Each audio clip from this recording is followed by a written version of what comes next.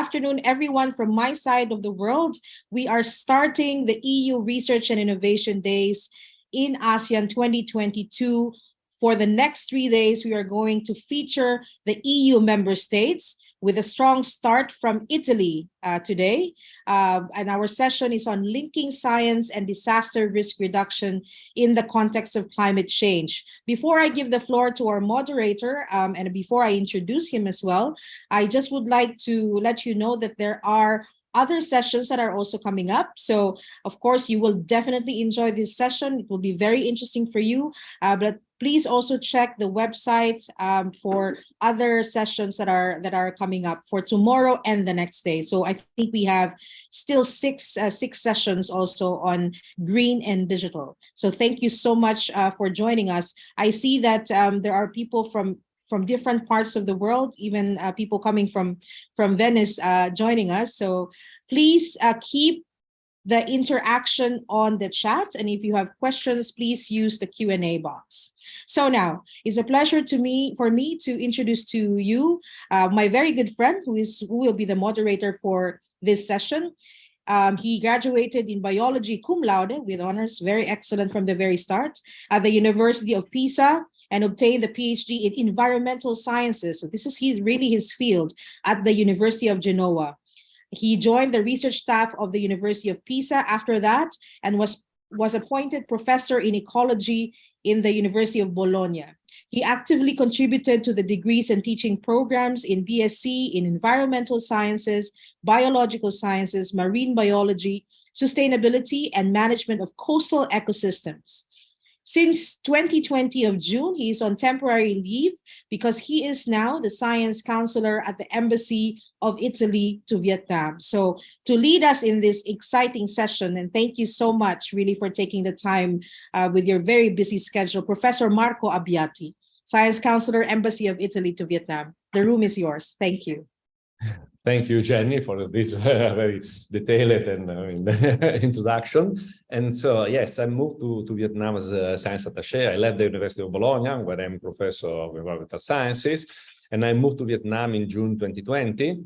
And since I moved to Vietnam, I had the chance to meet colleagues from ASEAN countries, mainly from Vietnam, but not only from Vietnam, because there is a good network among the ASEAN countries. And this gave me the opportunity to share with the colleagues the common issues that we are facing in relation to climate change, which are becoming more and more relevant, especially during the preparation of the COP26 that was chaired by Italy together with the UK. I had the chance to exchange my experiences, but also to collect information and request about cooperation in the field of addressing climate change threats. So I would like to welcome all the participants in this workshop from the different ASEAN countries, and not only from other countries, as Jenny was saying. And Euraxis, as I was mentioning before, has chosen, Jenny has chosen a very hot topic for these webinars, and webinars. And this offers us the opportunity to present the Italian expertise and the Italian skills that have been developed during decades, firstly to address natural hazards like earthquake or volcanoes eruption, and in more recent time, mainly focusing on climate change issues. And natural disaster management is a topic that has to be science-based. I mean, we cannot deal with this issue without considering the knowledge of the processes that happen in the environment and how they are modified, changed by the alteration of the climate that are mainly driven by human activities. And the management, I mean, of disaster should be the outcome of the integration of basic science, because basic science is really the backbone of the knowledge that we need in order to understand processes, and applied science, obviously, which is also extremely relevant, but is I mean, it's very important to not to forget that basic science is essential in order to go on with the application and implementation. Then it must include the use of the most modern technologies for the monitoring and the development of decision supporting tools to have an effective and fast reaction when the issues is happening. And this is a structure that together with the colleagues from Italy, we have given to the seminar of today, the webinar of today. We have 4 presentations, 4 contributions, and I would like to thank the colleagues from Italy that were available for this webinar. And the 4 contributions are covering all those aspects. I mean, we have contribution from the ISPRA, the environmental agency that is mainly dealing with monitoring of environment in Italy.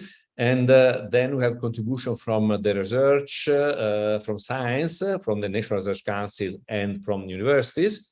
And at the end, the civil protection is the structure that is in charge of collecting the information, processing the information, and being able to act in order to prevent, if possible, or to guarantee that when a natural disaster happens, fatalities can be avoided and the recovery of the infrastructure and natural system could be addressed. So I would like now to start with the first of the presentations.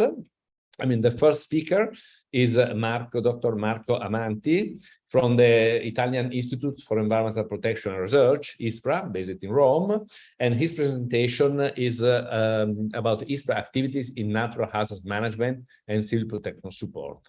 So I will give the floor to Marco Amanti for his presentation. Sorry, may I jump in? Jen, I wrote in the chat, Marta didn't receive the right link because she received the one for Finland. So if you can send them her again the link, she can connect. Yeah, I just sent the link. Thank you. Thank you, Daniela. Thank you.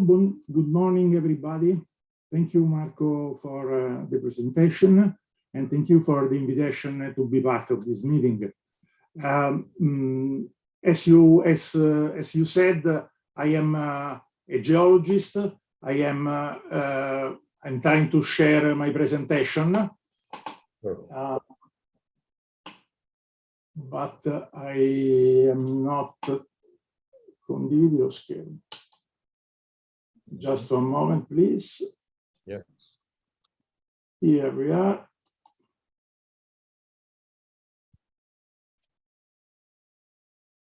Good. You're sharing the screen. We can see your presentation. Excellent. Thank you. Are you seeing my presentation now? Yes. Yes. Yes.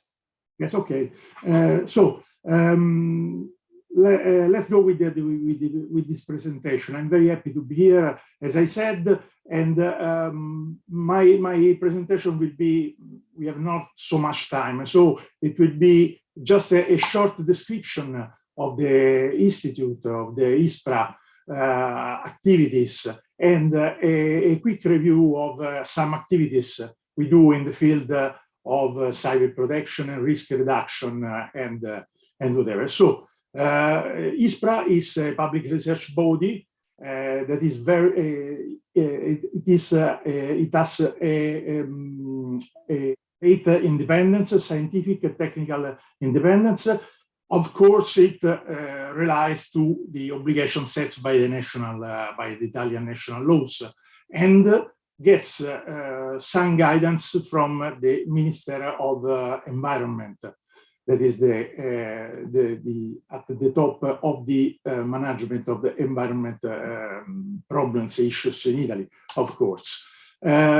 ISPRA is peculiar at the European Union level because it is both an agency with an operational mandate, but it is also a research institute framework. This is not very usual in European Union agencies because they are all the operational arm of the government or a research institute. We try to be both of them. And we have a staff of more than 1,000 members, geologists, technologists, and scientists, researchers, whatever. Our headquarters are in Rome, where from where I'm speaking now, but we have some other sites in Italy. And this is just to share a word of the vision that we have when the ISPRA was created. It wants to establish itself as a model of environmental protection institution in the European Union. We try. It is not simple, but we confrontate often with other European bodies, environmental protection bodies. We act as a competence center for the civil protection, as Daniela Di Bucci knows very well, mainly for the seismic and hydrogeological risks. So we act when emergency occur, and I'll show you something later.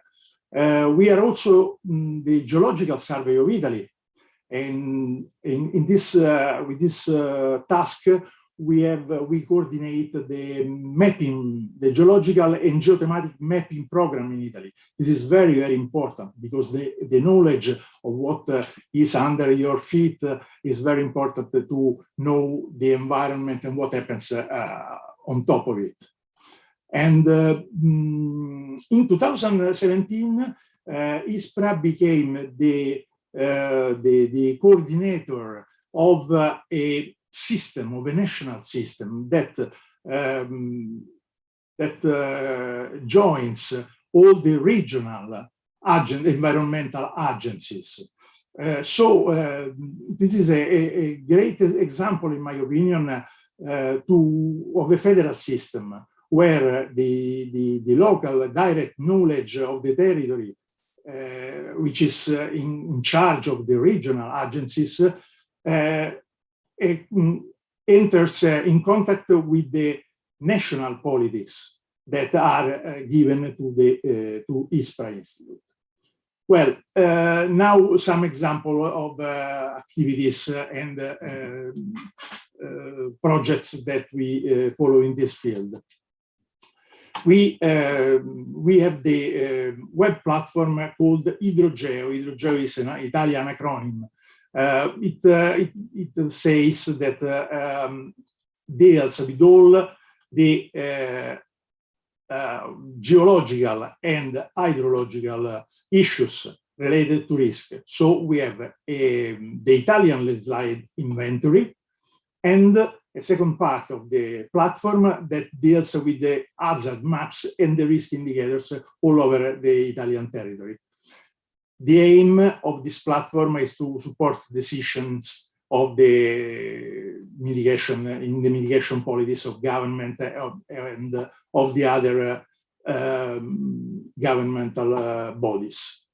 The website, the starting, you see you have two different directions, the Italian landslide inventory, and this is an example of what you get. This is a mapping of the landslides existing on the territory with a sort of all information that are available. They are, of course, shared and connected to the regional knowledge of the regional agencies of the local agencies. So the information is always up to date. You can do what is possible to do on the websites, print report, share information, get all information, zoom in, out, and whatever. And the other part of the website is dedicated to hazard maps and risk indicators. So this is much more important because hazard maps and following risk indicators decide what you can do or you can't do on the territory. This is shared with, of course, with the regional agencies, but also with the basin authorities, which are in charge of defining the hazard maps on the territory. Now, just an example of a study that we performed using interferometry radar information. We supported the archaeologists in evaluation the structural geological phenomena happened in the area of the archaeological site of Pompeii in the last 10 years. This is just an example. When a major event happens, like the earthquake in central Italy of 5 years ago in 2016 and 17, like Daniela probably knows very well, remember very well, we act as support of the Civil Protection Department. We are part of the operating committee at the beginning, but then we go on the field and support the Civil Protection Department in evaluating the residual risk, mainly on roads and villages to let them open to permit the passage of the squads that go to go the I can find the word, I'm sorry, to support the activities on the field and be sure that it is not risky to go on certain streets and whatever. And the second important task in the very emergency is the evaluation of the geohydrological compatibility of the sites to be used for temporary housing solutions, like tents and whatever. It is not possible to evacuate people from their houses and put them in an area that will be flooded in a short day. So this is another of the activities that ISPRA and the ISPRA geologists do in this moments. Then after this is just an example of an idea of how to let the road, the Salaria road, that is the main road that permitted to go in the earthquake area, to be open also if there was a huge landslide on the top. And after I have to invite you to conclude. Yes, thank you. 1 minute, two slides. Yes. And just after the event, we support the seismic microzonation of the areas to evaluate the areas where it is possible to rebuild. So maps and cross-section and whatever to arrive at final maps where the green areas are the ones suitable for reconstruction and whatever. This is just these were just examples of what we do. We have no time to enter in details, but I am available for following questions and whatever. And on the chat, you can send your question. Thanks for your attention. Thank you, Dr. Avanti, for your presentation, for introducing the peculiarities of the ISPRA Institute and how it contributes to the safety of the Italian territory. And thank you for sharing your expertise. And now we move to the two contributions that are mainly dealing with the research. And the first one is from Dr. Francesco Casu from the National Research Council in Italy. And the presentation is about satellite radar monitoring of surface displacement in volcanic and seismic areas. And I have to say that satellite and radar monitoring is a very, very hot topic in Vietnam. And Italy is already collaborating with the Ministry of Environment of Vietnam, and the Ministry of Environment of Italy is supporting the establishment of an important research infrastructure in Vietnam about remote sensing. So the topic is particularly hot nowadays. So I give you the floor to you, Dr. Casu. Thank you, everyone. Can you see my presentation? Yes, thank you. Okay. So thank you very much. I work for the Institute for the electromagnetic sensing of the environment, which is an institute of the National Research Council in Italy. I am a senior researcher, and as Professor Abbiati said, we work on SAR interferometry for monitoring the surface displacement, basically with in area related to volcanic and seismic crises. So what we do is to act as a center of competence of the Italian Department of Civil Protection, and we not only do research but also provide constant information to the Department of the Civil Protection to manage, to help them to manage the volcanic and seismic risk. So I will give you a very short introduction of the technique that we use with satellite, and then I will show you the results and that we generate, and I will finally conclude with some hints on the future aspect that we will deal. So what is the radar interferometry? We deal with images, radar images that send a signal and that acquire images all over the world. So if you get two images separated by time, you can relate them, you can combine them, and we can directly exploit in the phase, the difference of the phase of these two radar images to, you can investigate the deformation, so the displacement of the ground. This is quite important technique, and the successful of this technique is that there are a lot of images available. So this is an example of the Sentinel-1 constellation that provides acquisition all over the world with global coverage, more or less. And the most important thing is that the Sentinel-1 data, as also all the Sentinel images, are free and open access, and they can be accessed through the standard API. So we can think to move a little bit from not only do science, but only to provide operational services.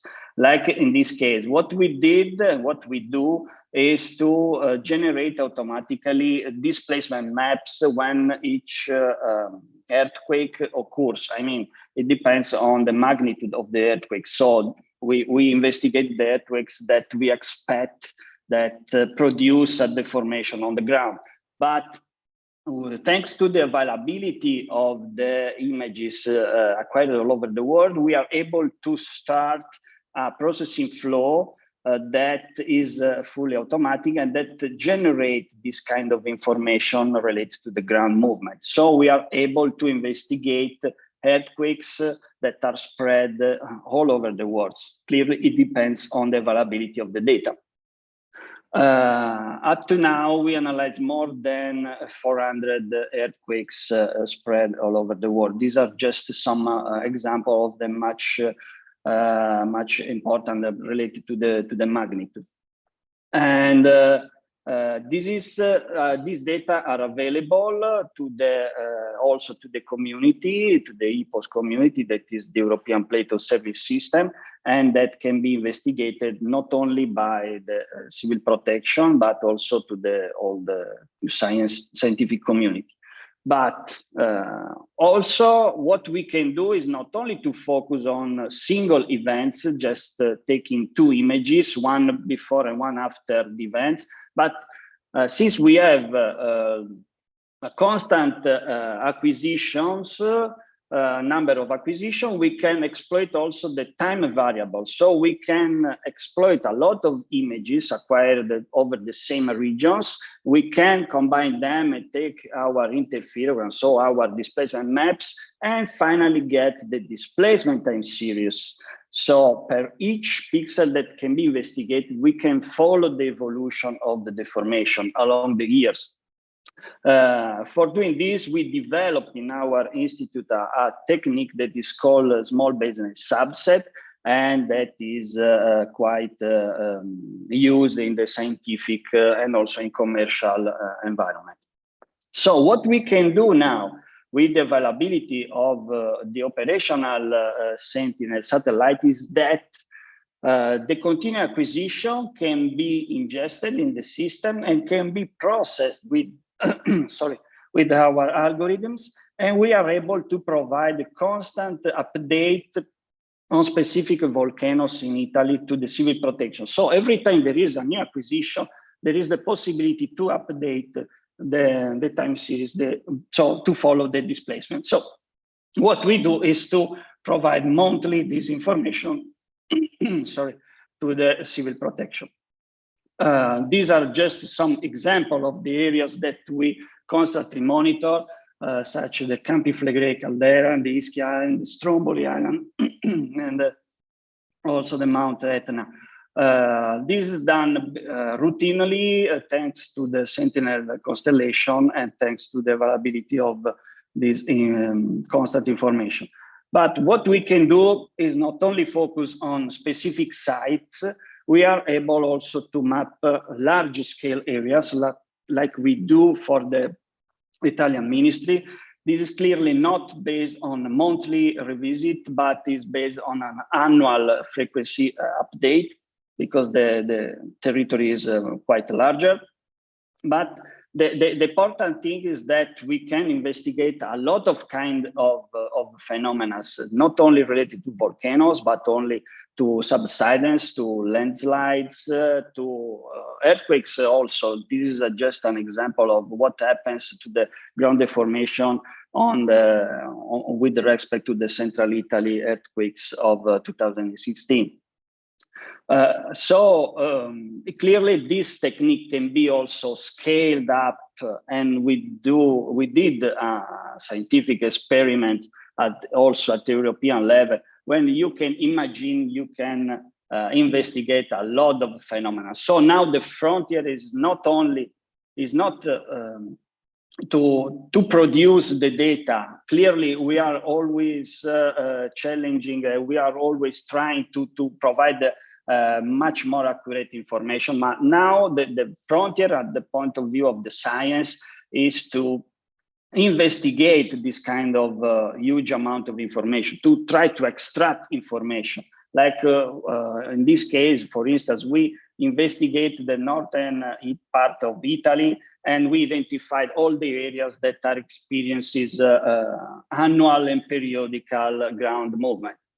So this is the new frontier of the SAR interferometry. So the identification of the areas and the characterization of the phenomena. Clearly, this technique not only permits us to see a large scale of the formation, but also to focus on local scale for buildings and infrastructure investigation, like we do in Rome. This is an example. In this case, we use Cosmos scanner data provided by the Italian Space Agency, and that permits, with their higher resolution with respect to the Sentinel, to investigate single buildings. And in this framework, we are working together with the Railways Consortium for trying to investigate how to use this data also for the assessment of the building risk, of the risk of the building and infrastructure. So these are the activities that basically we do for the civil protection. I would like to leave you with some conclusion of future perspectives. I mean, for what concerns the monitoring of single areas, I can say that the technology is very mature and can be operational. For a larger scale, there is the possibility to do mapping, and the next step is to move from mapping to a sort of monitoring, so to increase the frequency of the provision of this kind of information. Also, for the local scale, the technique is quite important, and we are working on the guidelines for using these differential interferometry measurements for within the structural and seismic engineering fields. And the most important thing I see from the scientific point of view are the new challenges that are the interpretation of this huge amount of measurements. So to that can be useful for interpreting to characterize the phenomena, and that can be also useful for the civil protection to better understand which are the areas that are really moving, that areas that are characterized by specific phenomena. So this is my contribution. I thank you for the attention, and this is the IREA team that is working on this amazing stuff. So thank you very much. Thank you, Dr. Casu, for the very interesting presentation about the use of remote data in monitoring, but not only monitoring. And as I mentioned before, there is the agreement between the Ministry of Ecological Transition in Italy and the Ministry of Environment in Vietnam to develop together a research center and infrastructure to use the SkyMed data. And this could be an opportunity for you, for your research team, to collaborate with people also in Vietnam in order to implement new action, new initiatives. So thank you very much. And now we move to the second presentation coming from research, from science. And this is the presentation by Dr. Del Zoppo, Marta Del Zoppo, from the University Federico II in Naples. And Dr. Zoppo presentation is about towards community resilience against tsunami, vulnerability of existing assets and mitigation strategies. So I give you the floor, Dr. Del Zoppo. Thank you very much, and good morning to everyone. So I hope you can see my screen. Yes. So, thank you for the introduction. So today I'm presenting this work as a part of the LUIS consortium in Italy. Since we are working on this the field of earthquake-triggered hazards, and in particular of tsunami. So let's start with a brief introduction about this theme, because looking at the numbers, earthquakes followed by tsunamis are very deadly hazards and disasters. So this needs to be investigated, especially now in looking at the climate changes and the influence that this can make on this kind of disasters. Italy is not far away from this kind of events. Indeed, we have historical catalog of tsunamis in Italy and in the Mediterranean areas, compiled by our National Geographic and Volcanology Institute. And the occurrence of this kind of events is not so, I mean, it is increasing in time, since we have our last event in the Mediterranean area with the agency earthquake and tsunami in 2012 and 2020, when we observed in the Turkey coast an earthquake of moderate intensity followed by mini tsunami. So these kind of hazards are hitting also our coast, and so we need to be prepared. For this reason, and of course, this is going to increase, the attention is going to increase also due to the effect of climate changes, which of course increase the exposure of existing effects for natural hazards in general, and also for tsunamis specifically, due to the sea level rising and the global warming, and also due to the effect of these climate changes also on construction and the built environment, because this elevated concentration of carbon dioxide in the atmosphere is also increasing the deterioration of our existing structures, and so increasing, of course, the vulnerability to natural hazards in general, and also, of course, for tsunamis. And we need also to mention that we are not talking only about natural hazards, but we also investigate, and we are focusing on man-made induced hazards, especially on induced seismicity along Italian coasts, that can cause, of course, earthquakes induced by some man-made activities, and also, in some cases, tsunami. And here we can see some picture of some spot areas that we investigated for this kind of risk.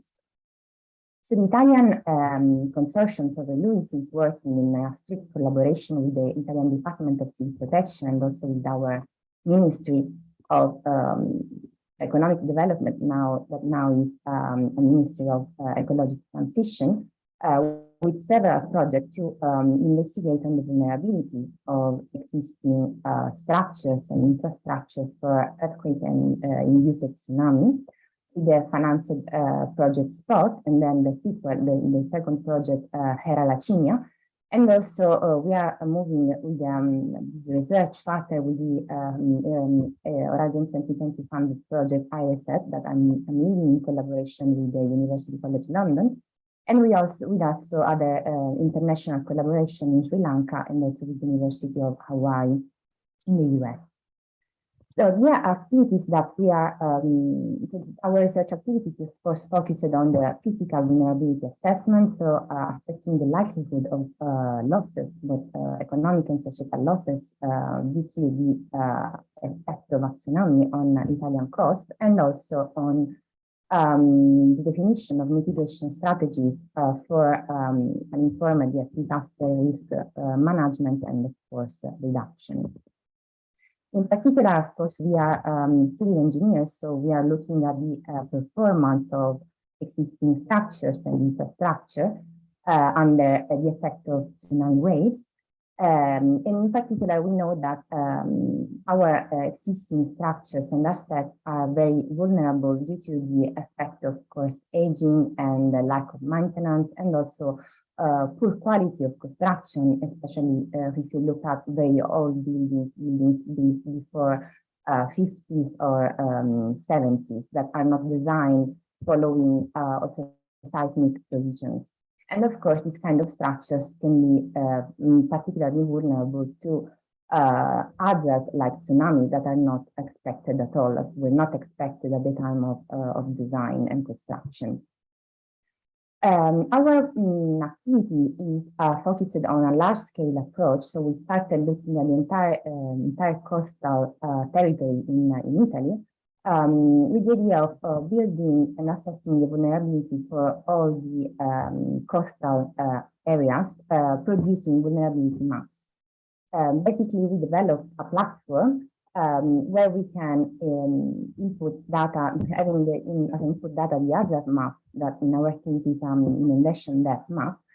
We can assess the losses related to the damage, different kind of buildings. Of course, we created this kind of database, increasing the knowledge about our built environment, in implementing identifying the attributes of buildings and structures that can affect the response under tsunami. And then we develop tools for the damage assessment and the loss assessment of structures. So in details, this is a very brief overview of our this platform where we implemented the geolocalization of different kind of structures, starting from the residential buildings with data from open source database, national database, and also school buildings and hospitals. All these buildings are geolocalized on our territory, and we know the main attributes like the number of stories and the date of construction that can affect their behavior under tsunami, earthquake-triggered tsunami, and also, of course, the type of constructions. We identified which are the most typical constructions in our territory that are basically masonry buildings and reinforced concrete structures. And this, of course, is another important parameter to assess the vulnerability of our buildings. So the first stage is the knowledge of our built environment. After that, we started the development of the FANIC tools for the prediction of the simulation of the performance and the damage of this kind of structures if by a tsunami wave or tsunami inundation.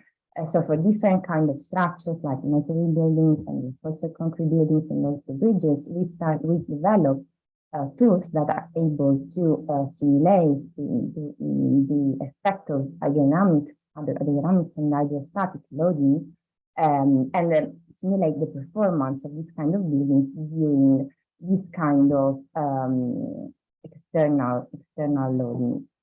And in particular, we developed the safety method, which is a structural assessment approach for flows and extreme tsunami inundation, which implement a specifically targeted structural analysis approach that we developed for predicting the response of structures due to tsunami.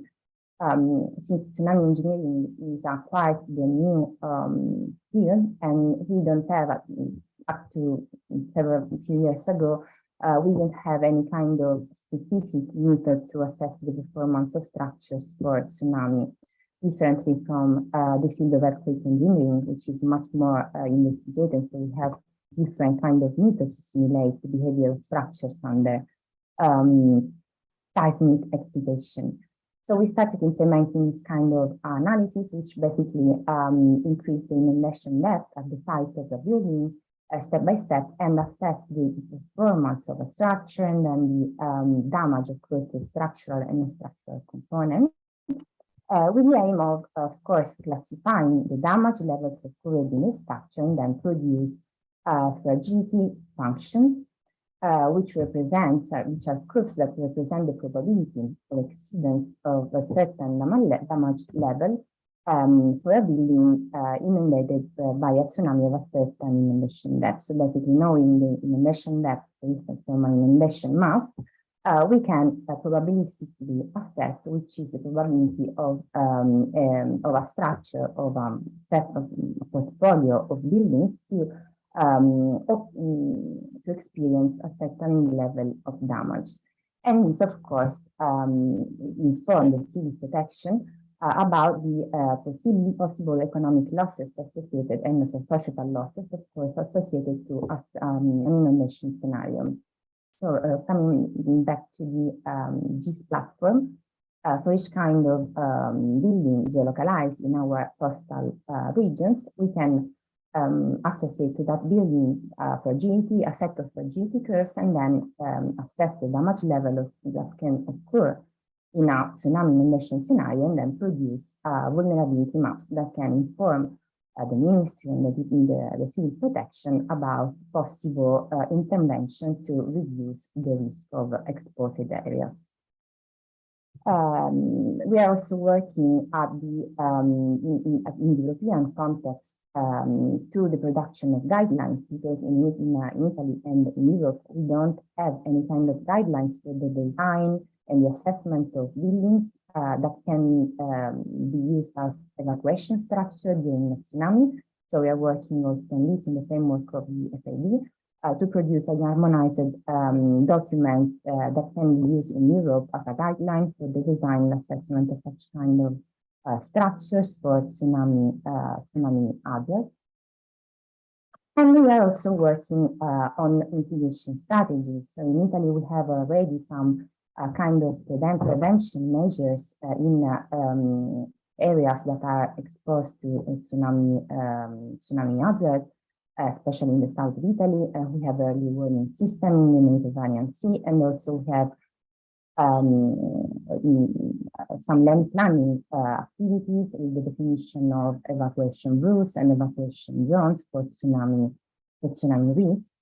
And as a base team, we are also working to other mitigation strategies that can be focused on the rehabilitation and of existing structures that can work as critical infrastructures during an emergency, like hospitals, for defining a retrofit solution that can make this kind of structure resilient for tsunami loading and avoid the collapse, basically, and work as evacuation buildings during an event.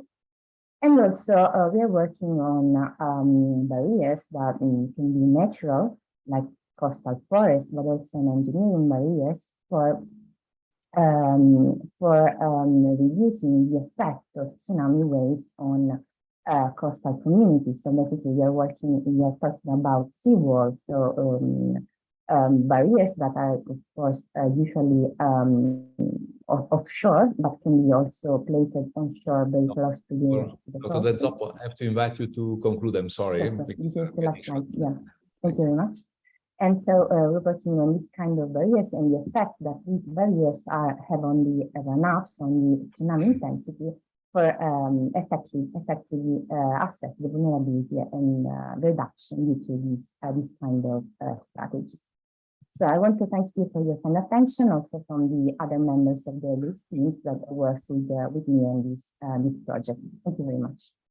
Thank you, Dr. Del Zoppo, for your presentation, for the review of the activities related to the prevention of damages to communities related to tsunamis event.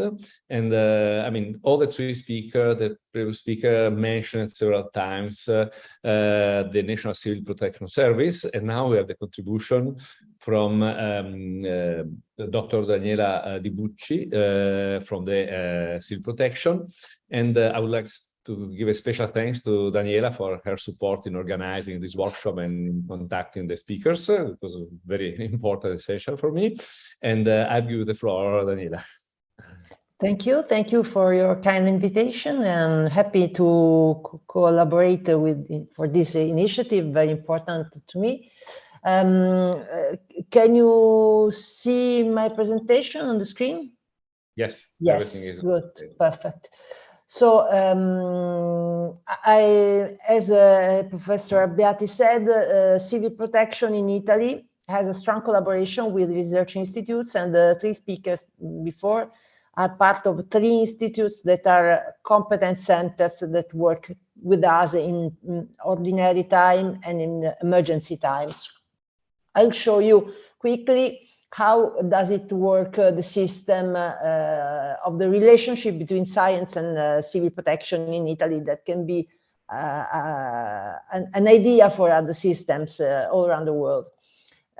First of all, I want to mention that in disaster risk reduction, there are technical decision makers and scientists that have to work together. And of course, above them, there is the level of the political decision makers, which represent the political willing and which have to support the disaster risk reduction according with their electoral mandate, of course.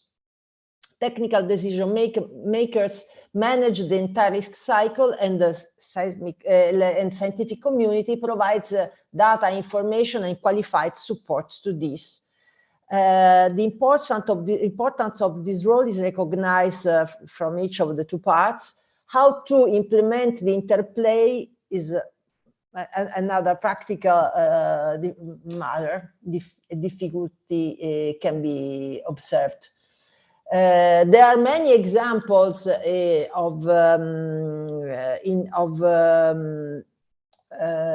sorry, I missed the screen. Okay. There are many examples of interaction between science and decision making in other countries of the world. It can happen with committees of experts group. It can be based on advisory council, on advisory committees. There is an important role by national academies. For instance, in the United States, there is a formal agreement between USGS and the Federal Agency for the Management of the Emergencies. In New Zealand, there is an important relationship, openly acknowledged. We have a collaboration in Spain that is well ruled, and also there is a support in training in many cases. For instance, we have an example in Chile. So there are many ways in which civil protection and science can collaborate.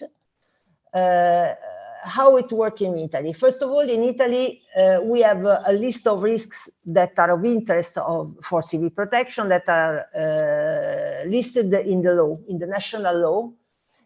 So we have a first group of risks: seismic, volcanic, tsunamis, hydraulic, hydrogeological, adverse weather phenomena, water deficit, forest fires, that are directly managed by civil protection.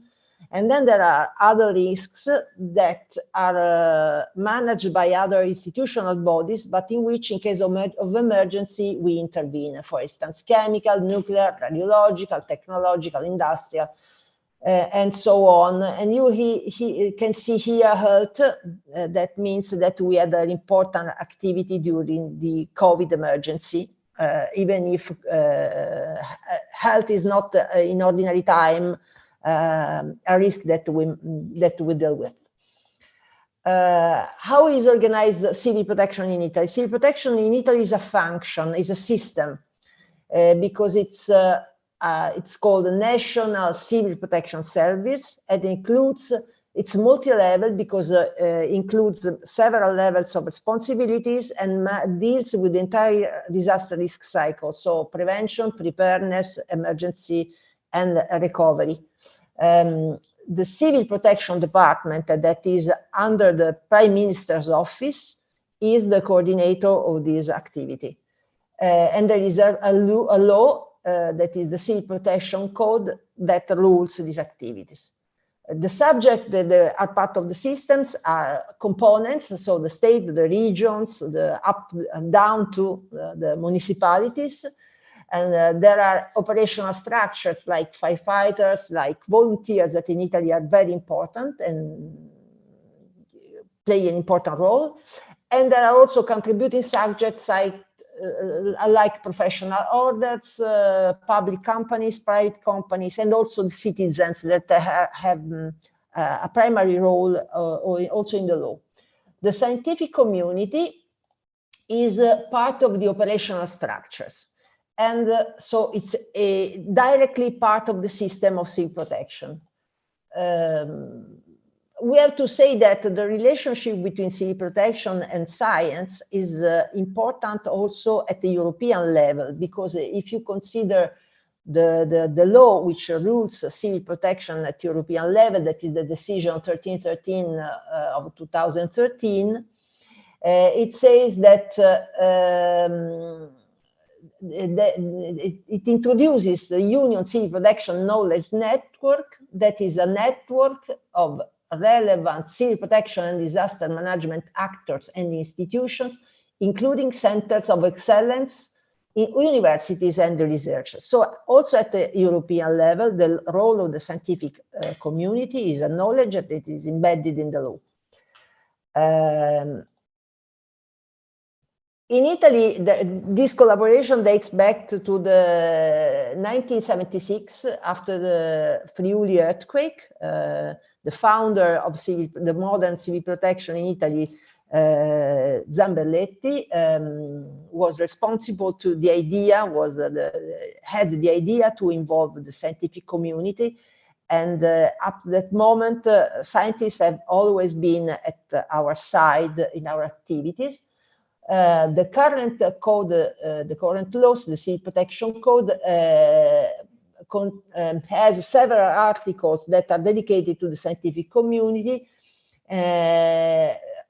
because it recognizes the importance of this role, but also represents the need to give a route to organize better, regulate better this role. And the role that is played by the law is not only formal, because the collaboration is practically shaped based on the content of the law. So it's a very practical role. What are the activities that the communities, the scientific community plays in the National Civil Protection Service? There are activities of routine and operation, like monitoring and surveillance. You have had some examples before about this. There are experimental activities that are preparatory to use these results in the ordinary operational activities, and there is also targeted research. Of course, the direction of this activity is that we start with targeted research, then we if the results are interesting for us to be applied, they are moved in a phase of testing, and then if everything is okay, they are used in the routine mode. All these activities are also the background to build the technical regulation of our interest.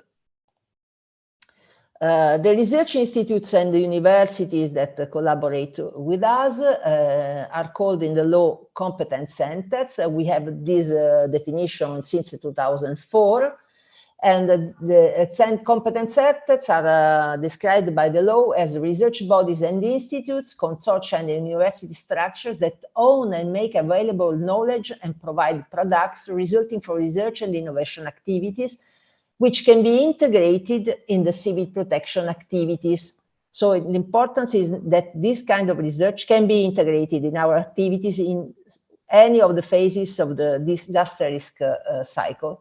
And we also support the establishing of networks of competence centers, and this is becoming more and more important, for instance, with the increase of the climate change related hazards.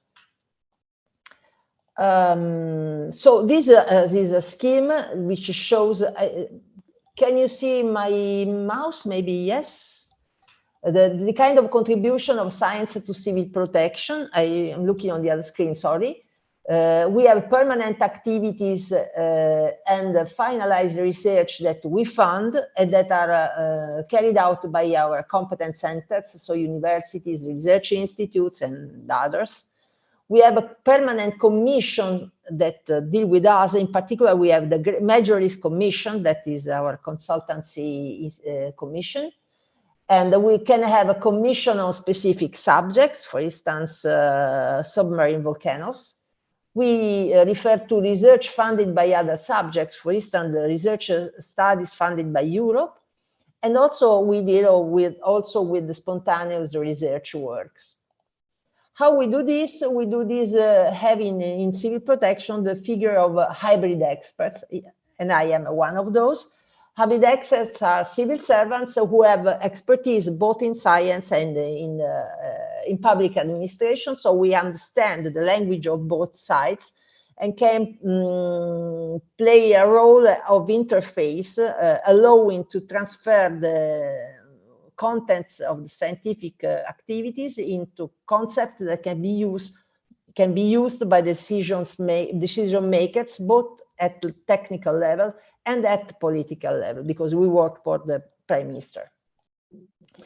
This is just to show that we had a lot of hybrid experts in the story of sea protection, but I don't want to go through this. Just two slides to conclude. Can be this model applied abroad? We know very well that every country has its own uniqueness, so we don't think that we can apply directly our model in any other countries, because there is no model valid for all the countries, but we can provide some good inputs that may be useful for you. And in particular, we have some good practices. So we think that one important point is that the scientific participation and the contribution of scientific community to sea protection be regulated by law is important, because the roles and the responsibilities are clear. We can work together for this. It is important that the scientific community is formally part of the system of sea protection. There is an important cross-fertilization that we are promoting between STEM disciplines, science, technology, engineering, mathematics, and social sciences. For instance, behavioral sciences, because the behavior of population and of decision makers is ruled by this other kind of science, and that the presence of hybrid experts in civil protection systems may be of support of the system. And with this, I concluded my speech, and I thank you for your attention. Thank you very much.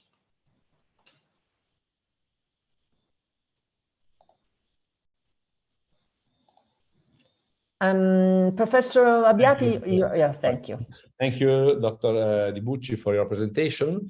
And as I introduced at the beginning, we tried to provide an overview of the whole value chain for the management of risk related to climate change, and not only to climate change. And I hope this overview was useful for the colleagues from ASEAN countries, and also for the other countries that have been attending the seminar. And I would like to give the floor to Jenny and Marco for the conclusion of the seminar, since we are running out of time. Thank you, Jenny, again. And thank you to all. That was an incredible session. Yes, thank you so much to all of you, to all of our speakers from Italy. And well, first of all, for that incredible introduction, but also for taking the time to be with us. You're very, that really is, I can see a lot of lessons for Asia as well. So I hope that we can keep in touch with you. We will be of course, collating all of these information. I can see that there are still a lot of questions from the floor and a lot of interest. So for those of you here joining us, we reached a peak of 300 in this session. So you can really see Professor Marco Abbiati, there's a lot of interest. So thank you so much for taking the time. This is the Italy session on going green and digital. So thank you so much to everybody in the room. And we'll see you for the next sessions. Thank you so much. Good afternoon and good morning to everyone also. Thank Bye. you. Thank you. Thank Bye-bye. Thank you. Goodbye. Goodbye.